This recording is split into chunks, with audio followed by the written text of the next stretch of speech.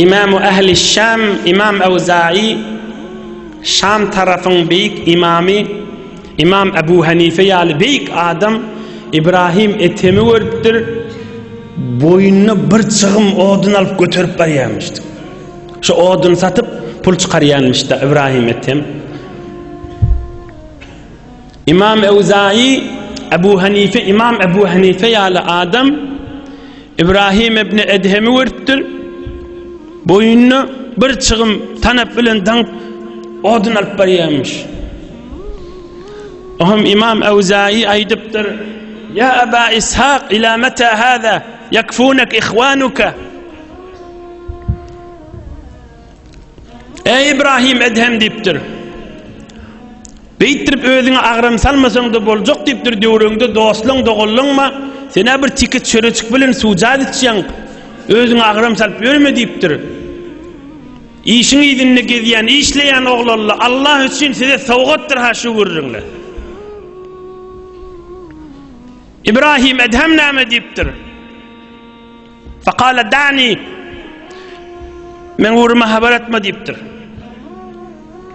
Men eşittim deyiptir, dinini bir görürün ma.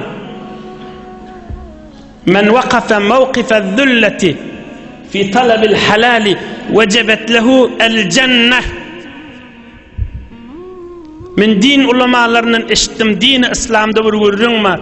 Çörek çıkaracak deyip bir horluk görse, şuna cennet vacip bollu deyip eşittim deyiptir. Çörek çıkaracak, halal çöreğim olsun deyip horluk görse, şuna cennet vacip bollu deyiptir. Bir işlemen görürünü, yo işlemen görürünü de, dert çekmen görürünü. Eyyub Peygamber'in derdinin üstünden çoğuyan alımlar şıla.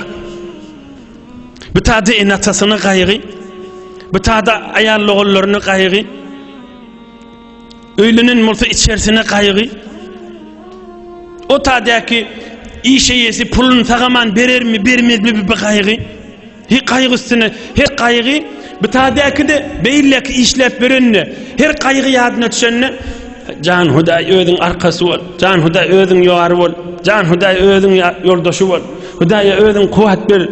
Hey Hudaya, hey Can Huday, hey Can Huday özün arkası ol, hey Can Huday deyip tu, hança derecesi kalıp barıydı Allah'ın yanına.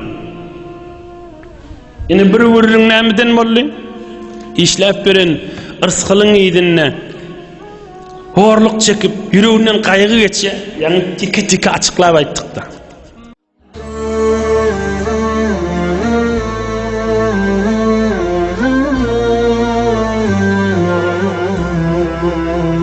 Ha